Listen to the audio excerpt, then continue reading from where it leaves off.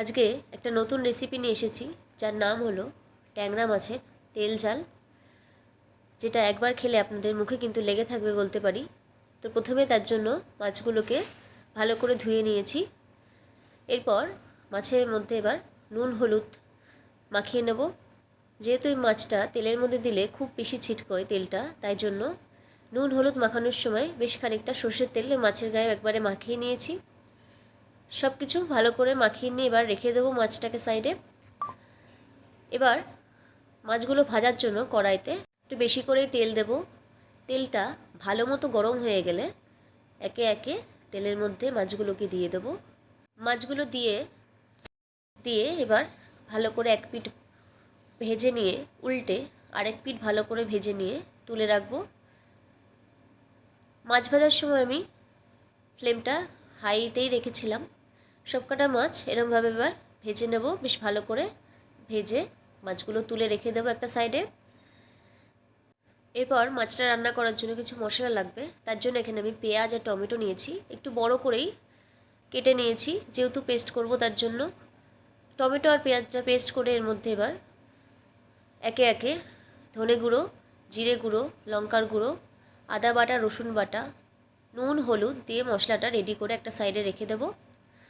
মাছ ভাজার তেলের মধ্যে এবার ফোড়ন দেব রান্নাটা করার জন্য। লঙ্কা, তেজপাতা, কালো জিরে আর গোটা গরম মশলা ফোড়ন দিয়ে এবার যে মশলাটা রেডি করেছিলাম পেঁয়াজ টমেটো বাটা, সেইটাকে দিয়ে দেবো। ভালো করে এবার মশলাটাকে কষাতে হবে। মশলাটা খুব ভালো মতো তেল ছাড়া অবধি কষিয়ে নেব। এবার এর মধ্যে মশলাটা একটু শুকিয়ে আসলে ভালো মতো কষানো হয়ে গেছে, এর মধ্যে জল দেব পরিমাণ মতো। জল দিয়ে এই সময় একটু নুনটাও দিয়ে নেব।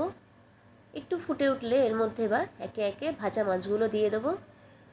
মাছগুলোকে ঝোলের মধ্যে দিয়ে 5 মিনিট মতো একটু ফোটাতে হবে, যাতে মাছের ভিতরেও সমানভাবে মশলাগুলো ঢুকে যায় আর খেতেও যাতে আরও বেশি ভালো লাগবে।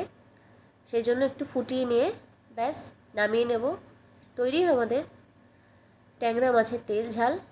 দেখতেই পেলেন কত সহজে রান্নাটা তৈরি হয়ে গেল, আর দেখতেও কিন্তু খুব সুন্দর হয়েছে। কালারটাও দেখুন কতটা সুন্দর এসেছে। খেতেও কিন্তু খুবই ভালো লাগবে আশা করছি। এইভাবে অবশ্যই একবার রান্নাটা বাড়িতে ট্রাই করুন, ট্যাংরা মাছের তেল ঝাল। আশা করছি আপনাদের ভালো লাগবে। বাড়িতে খাওয়ান সকলকে, তাদেরও কিন্তু খুব ভালো লাগবে। আমি রান্নার সময় ধনেপাতা দিইনি, মাছটা নামিয়ে উপর থেকে ধনেপাতাটা দিয়ে দেবো যাতে দেখতে একটু বেশি ভালো লাগে আর গন্ধটাও যাতে ভালো বেরোয়। ধনেপাতা দিলে স্বাদ কিন্তু আরও বেশি বেড়ে যায় রান্নার। আপনারাও এরমভাবে অবশ্যই বাড়িতে রান্নাটা ট্রাই করুন। আশা করছি সকলের ভালো লাগবে, সকলকে খাওয়ান রান্নাটা করে। আর রেসিপিটি কেমন লাগলো অবশ্যই জানাবেন। ভালো লাগলে লাইক শেয়ার এবং অবশ্যই সাবস্ক্রাইব করে দেবেন। নমস্কার।